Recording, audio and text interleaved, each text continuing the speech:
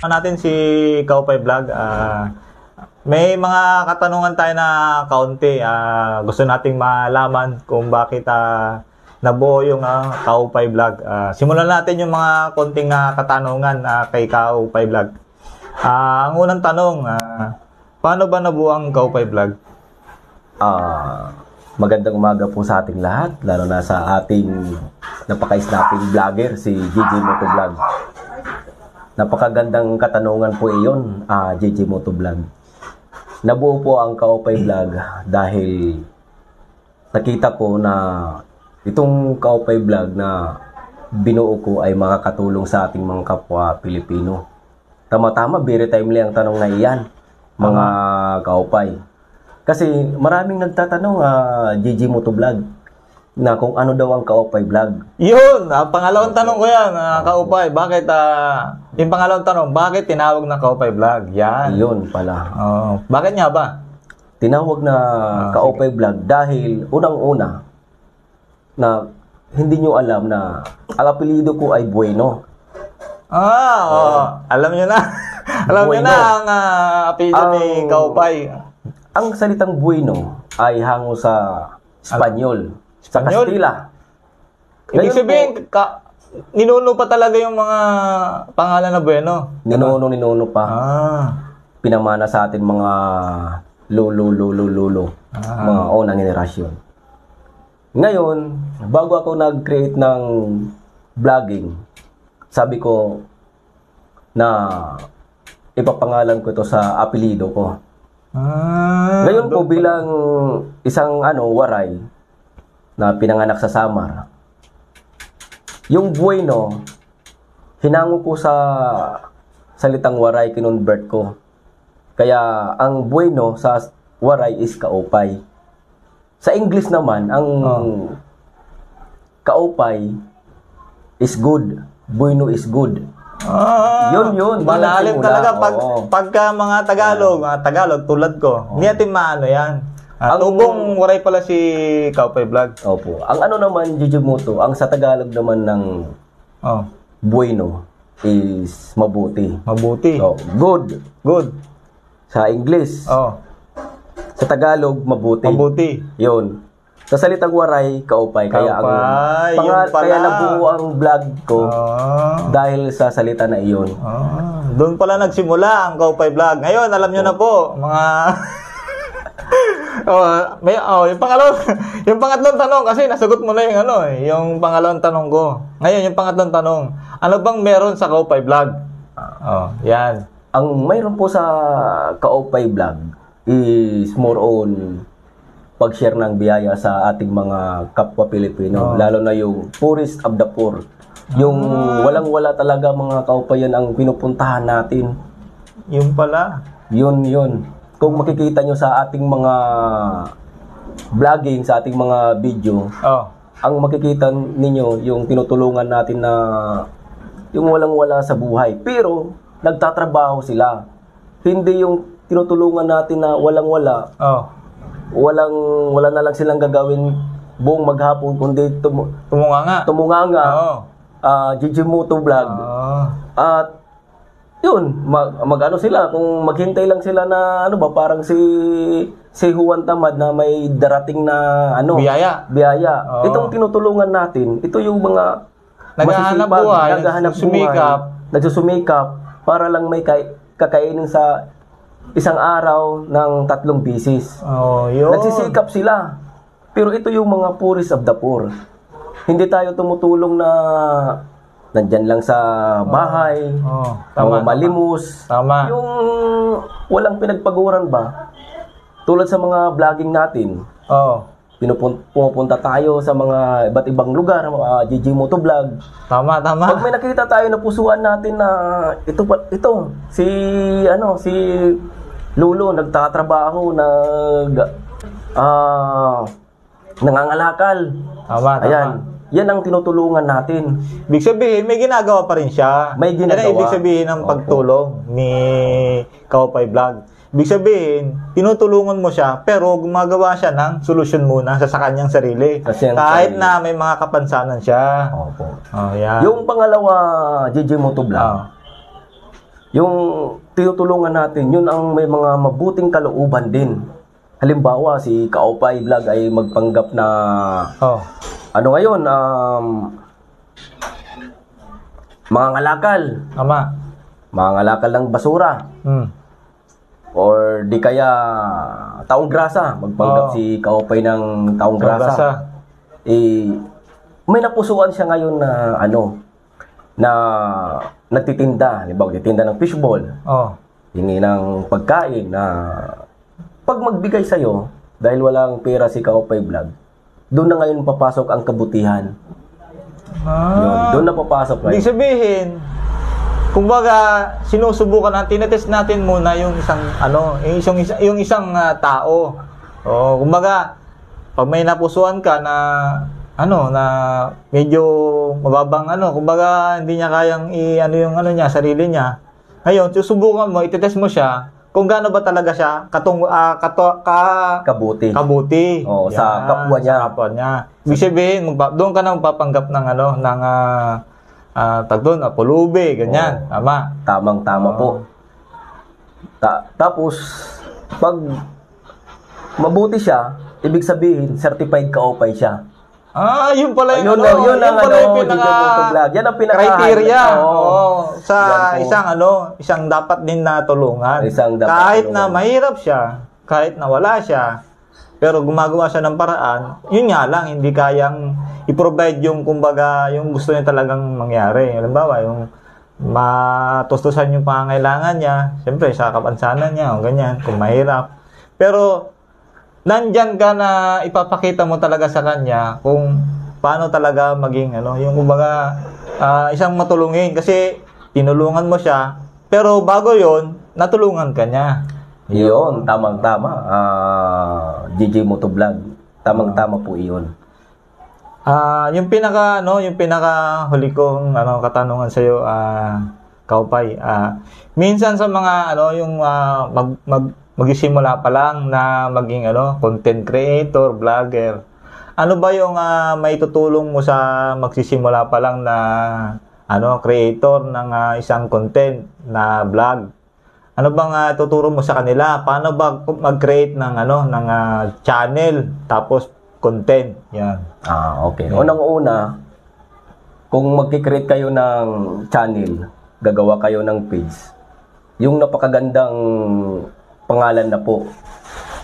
Dapat hindi mahaba, short lang. Pwede 1 word, 2 words para mabilis makilala ka.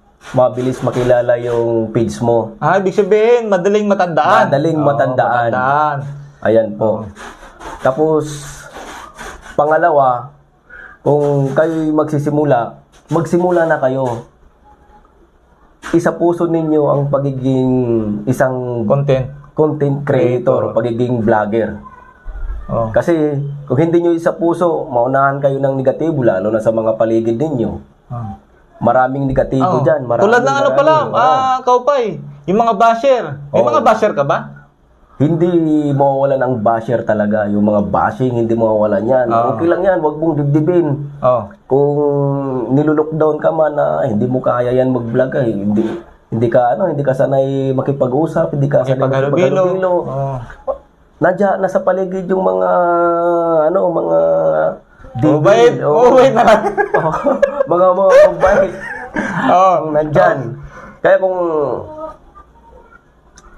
ang ko sa inyo mga Kaopay, ang friendly advice ko, i-push nyo lang kung ano ang nasa puso ninyo. Tama. Pagiging vlogging. Content creator. Vlogger. Huwag nyo isipin yung mga negative, ang isipin nyo yung positive side. At saka, huwag nyo isipin na sasahod kayo kaagad. Tama. I-enjoy nyo lang yung pagiging vlogger ninyo kasi ang iba nga, bago successful GJ Motovlog na pagiging vlogging. Tanong pala. Yung channel mo pala, ilang taon bago siya na-recognize sa social media, ganyan? Po siya, na-recognize po, nag-create po ko ng content, ng page noong October 2021. Ang tagal mo yan? Tanda niya pa? Ay, ako nakalimutan ko na. Last ano po yun, mga kaupay, last na pandemic po yun. Ay! Doon po nagsimula. Mag-create ng ano. Pero hindi ko na na magiging vlogger pala ako mga Kasi, kaupay. Kasi nakikilala ka na ngayon, di ba? Oo. Kasi mga kaupay,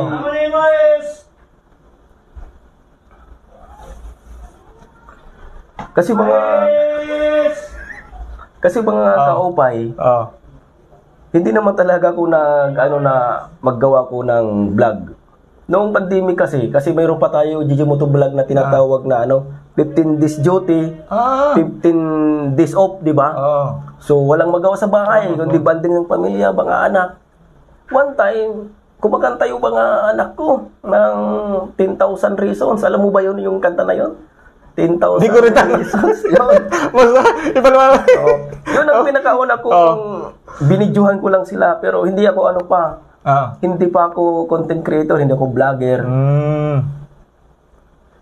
Binidyohan ko sila, pinost ko muna sa sa YouTube. Sa YouTube bang? Pinakauna YouTube muna. Doon ka pala si Kaupay pala. Doon nagsimula sa YouTube channel. Kung baga, ang thinking ko lang mga kaupay, for your information. For lang yon, yung pinakauna na yung 10,000 Reasons sa mga anak ko na video. Parang kung baga record ko na yon sa ibig sabihin yung kumbaga memories mo na yun. Memories mo. Kumbaga yun ang pinaka pinaglalagyan ng mga alaala mo na para hindi mabura. Tapos ngayon, maraming nanood. Tapos may nag-comment, uy, vlogger ka na pala ngayon. Ako, hindi, in-upload ko lang yun. Sabi, ituloy mo lang yun. Maganda yun ang ginagawa mo. Yun na yun, doon na nagsimula, dandahan. Pero YouTube muna ako, Jijimoto vlog. YouTube muna ako nagsimula, dandahan. Pero hindi ko in-expect na magiging ganito pala ako, magiging vlogger. Kasi hindi ko naman alam pala na may sahod pala yung pagiging vlogger. Wala kong idea, basta in-upload ko lang yun. Wala nga, ngayon ko lang nga nalaman na may sahod pala sa Reels, sa YouTube at saka sa Facebook. Kasi hindi ko naman yun, nang sa akin lang, in-enjoy ko lang na mag-upload for record lang, memories lang, para in the future, mayroon tayong papanoorin, titingnan, maalala, ganito pala. Yun po. Ngayon, ilan na ba yung mga sumusuporta sa'yo sa palagay mo? Estimate lang, huwag na natin iklaro talaga na sakto. Sa estimate ko, within ilang years na ba ako siguro 2021, October 22, 1 year. Mga 1 year and a half, mayroon ako ngayon 16K followers, Jijimoto vlog. Congrats! Palapakan natin si JJ. Thank you. Sa YouTube naman, mayroon akong aabot na siguro ngayon ng 3K followers. Ayun. Ibig sabihin, pangat na ng pangat talaga. Yun po, pangat ng pangat. Yung pinakalas mong ibibigay sa mga yung gagawa ng content. Ano pa yung pinakalas mo na ibibigay na mensahe? Kaupay. Ang mensahe ko lang, kung gagawa kayo ng content, huwag kayo mag-stick ng, halimbawa, kung sa paglulutong content, huwag kayo mag-stick dyan. Napakaraming content dyan, halimbawa. Na pwedeng gawin. Para hindi kayo mabusan ng content. Kasi napakahirap talaga na gumawa ng content, mahirap mag-isip. Tama. Na-experience ko din yan, Kaupay. Opo. Kasi panoorin nyo na lang siya. Okay, tuloy mo lang, Kaupay, para mabigyan natin ng magandang tayo yung mga creator. Kung pagluluto ang nyo, maubusan kayo dyan. Pwede for fun, adventure, mga ride ninyo, whatsoever, basta good deed siya. Huwag nyo lang haluan ng mga masasama kasi maraming violation dyan. Magagalit si Mamita, magagalit si Facebook, si YouTube, magagalit yon. Basta ano bang pwedeng mangyari pagka nagkaroon ng violation? Depende sa mo kung by the way pala, bago ko sagutin yan, Jijimoto vlog, iwasan nyo po mga kaupay na mag-copy ng video sa ibang content creator. Kasi violation yan. It's either maban yung page nyo Channel nyo. Channel ninyo. Kasi copyright strike yan. Copyright video, copyright strike. Tama Tapos po. kung mag-insert kayo ng music mga kaopay, yung lisensyado na. Kasi Saan ba makukuha yan? Yung lisensyadong authorized na music? Yung napakaganda na tanong diba? nga, DJ Motovlog. Para iwasan agad ng mga baguhan. Para maiwasan po yung ginagamit yung mga music na para maiwasan yung violation. Doon kayo, kung sa YouTube mismo, mayroong license music doon sa... Authorized. Kumbaga may authorized siya. Nandun yun, i-search nyo lang. Gamitin, yan. Tapos sa Facebook din, mayroon din po yan. Si Facebook ng sarili niyang music, doon kayong kumuha. Si Reels, mayroon din po, sarili. Si TikTok, mayroon din po, sarili. Pero, pag mag-upload kayo sa Facebook, kung ano ang music ni Facebook na inano nyo, na kinuha, sa Facebook lang. Huwag yung ano sa YouTube kasi minsan hindi sila lisensyado kay YouTube. Marami gumagawa niyan, kaupay. Meron na nakikita niya. Puro siguro sa TikTok, karamihang niya, galing TikTok. Kung galing TikTok naman, kung i-upload no sa Facebook page ninyo, sigurado violation yan. Mababan kayo ni Facebook. Kaya pagdating doon, may violation, may pula yun. Makikita nyo. Burahin nyo na lang mga kaupay para malinis ang ninyo. Para malinis yung violation. Yung content nyo. Yung content ninyo. Sana nag-enjoy kayo sa mga payo ni Kaupay. Kung paano siya nagsimula, anong mga dapat gawin, anong dapat iwasan sa pag-create ng channel. Sana kay Kaupay, marami kayong natutunan na mga dapat gawin sa pagsisimula pa lang ng vlog. Kasi yung pinaka yung pinakamahirap paano mag-isip ng content. Po, number 1 yan. Yung content nyo, ibabase nyo rin kasi sa pangalan, di ba? Pero siyempre, maubusan kayo ng i-create na di ba, vlog o content. Dapat wag yung kumbaga halimbawa, i-mix niya, ganyan, may mix na channel, di ba? Ganon po ang dapat natin na sundin yung sinabi ni Kaupay. Sana may natutunan kayo dito kay Kaupay sa panonood ng bakit nabuo ang Kaupay. Maraming salamat at sa susunod po na interview kay Kaupay, baka siguro sikat na talaga. Basta magdasal lang tayo parati. Ayun po talaga ang huwag kakalimutan. At saka isa puso yung pagbablog. Kasi mahirap yan na parang gusto mo lang kumita. Yung pera agad ang pera agad ang hinahanap, di ba? Bilang isang small content creator, huwag yung isipin yung pera, isipin nyo na nag-i-enjoy kayo sa ginagawa ninyo. Talaga. Pangalawa, kung mag-live man kayo, kung one lang ang nanonood, 2, 5, okay lang yan. Kung ibabas kayo, okay lang yan. Kasama yan sa buhay natin bilang isang content creator, mga kaopay. Basta, kung ano nasa puso mo, continue mo lang. Sigurado, pagdating ng araw, certified, successful vlogger ka na, mga kaopay. Maraming salamat. Susunod ulit na content. Thank you po mga kaopay. Salamat po sa panonood. Suportahan niyo po si JJ Motovlog. Napakabait to, napakabuting tao, napakabuting vlogger at matulungin sa kapwa. Maraming salamat po. God bless. God bless po.